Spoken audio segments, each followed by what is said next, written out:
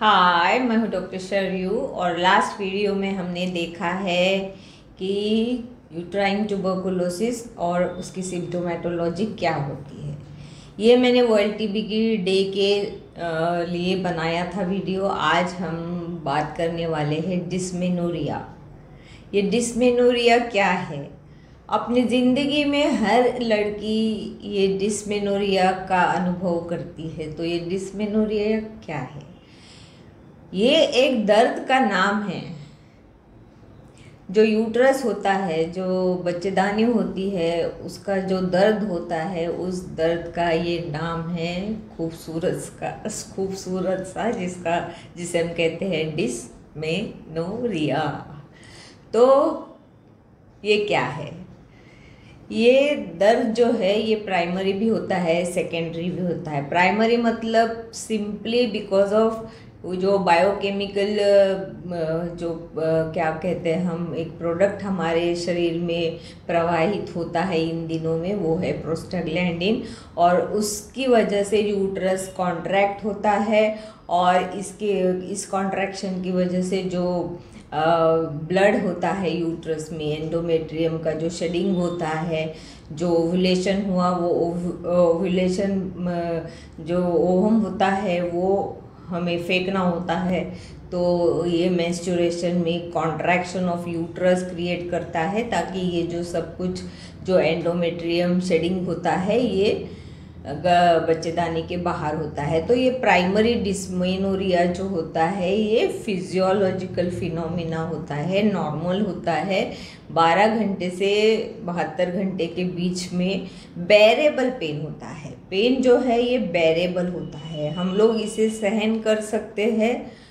लेकिन सेकेंडरी जो डिस्मेनोरिया होता है वो पैथोलॉजिकल होता है। इसके लिए हमें रूल आउट करना पड़ता है कि हमें एंडोमेट्रियोसिस है क्या, एडिनोमाइसिस ऑफ यूट्रस है क्या, पेल्विक इन्फ्लेमेटरी डिजीज़ है क्या, फाइब्रॉइड्स है क्या, कोई स्पेस ऑक्युपाइंग लीजन है क्या यूट्रस में। तो यूट्राइन पैथोलॉजिस्ट जो है ये हमें रूल आउट करना पड़ता है।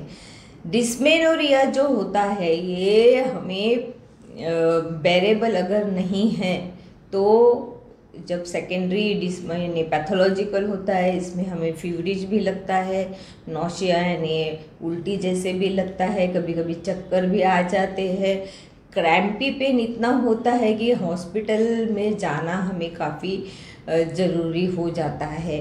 पेल्विक इन्फ्लेमेटरी डिजीज़ेस जो होते हैं बहुत ही ज़्यादा कॉमन होते हैं, जिसमें ये डिस्मेनोरिया बहुत ज़्यादा तकलीफ देह होता है। डिस्मेनोरिया किसी भी एज में होता है। एक बार मेंस्ट्रुएशन आ गया तो वो एज से लेके मेनोपॉज तक कभी भी हो सकता है।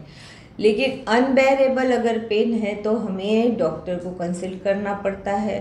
होम रेमेडीज़ बहुत सारे लोग बताते रहते हैं, जिसमें कोई प्लेन पैरासीटामॉल ले लो, प्रोस्टाग्लैंडिन थोड़े से कम हो जाएंगे सिक्रीट तो फिर दर्द कम हो जाता है। फिर उससे कम नहीं हुआ तो और स्ट्रॉन्ग एनाल्जेसिक्स लेने की ज़रूरत पड़ती है। लेकिन एनाल्जेसिक्स लेते रहना ये ठीक बात नहीं होती है। तुम्हें हॉस्पिटल में जाके इतना दर्द क्यों है कि हम बेयर नहीं कर सकते हैं, ये रूल आउट करना काफ़ी ज़रूरी हो जाता है, जिसके लिए हम लोग सोनोग्राफी करते हैं। अगर सोनोग्राफी में अगर कुछ नहीं मिलता तो सीटी स्कैन, एमआरआई भी करना पड़ता है। लेकिन पैथोलॉजिकल डिस्मेनोरिया, ये जो पेट का जो दर्द है मेंस्ट्रुएशन के टाइम में, इसे हमें डायग्नोज करना काफ़ी ज़रूरी होता है। निगलेक्ट करने की कोशिश कभी ना करना। होम रेमेडीज़ यानी बहुत ज़्यादा काम नहीं करती। अगर फिजियोलॉजिकल है तो वो सब करने की ज़रूरत ही नहीं पड़ती है।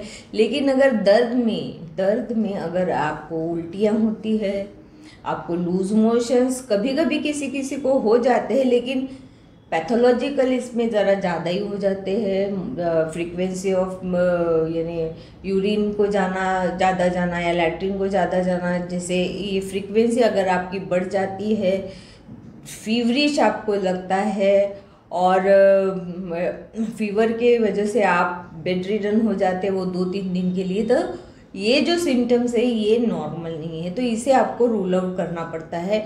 होम रेमेडीज़ लेते बैठेंगे तो जो डिजीज़ेस आपके शरीर में हैं वो दिन ब दिन बढ़ते जाते हैं, और आपने इसे ध्यान में रखना चाहिए कि ये नॉर्मल नहीं होते हैं, तो हमें कंसल्ट करना चाहिए। और कंसल्ट करके ये जो भी डॉक्टर आपको इन्वेस्टिगेशंस बताते हैं वो इन्वेस्टिगेशंस आप कर लो, खुद को रूल आउट करो और फिर प्रॉपर डॉक्टर की सलाह से ट्रीटमेंट लो। मैं वीडियोस जब देखती हूँ लोग होम रेमेडीज़ के ऊपर बताते रहते हैं, एक्सरसाइज के ऊपर बताते रहते हैं। एक्सरसाइज यंगर्स तो कर, यानी यंगर्स को तो इतना एक्सर्शन होता है, ट्यूशन्स को जाओ, फिर कॉलेज करो, प्रैक्टिकल करो, घर में आओ, उन्हें तो टाइम ही नहीं मिलता है, और कंटिन्यूस वो 24 आवर्स बाइंडेड हो जाती है। और जैसे कोई होम लेडीज़ है, यानी घर में काम करने वाली महिला है, वो भी तो एक्सरसाइज करती ही रहती है।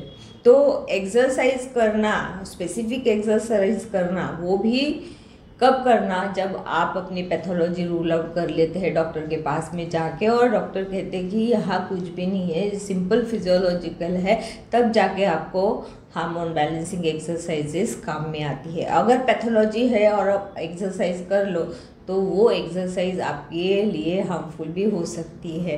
तो ये हो गया आज के लिए डिस्मेनोरिया। लाइक कीजिएगा, शेयर करना बिल्कुल मत भूलना, और सब्सक्राइब अगर नहीं किया तो ज़रूर कर लेना। धन्यवाद।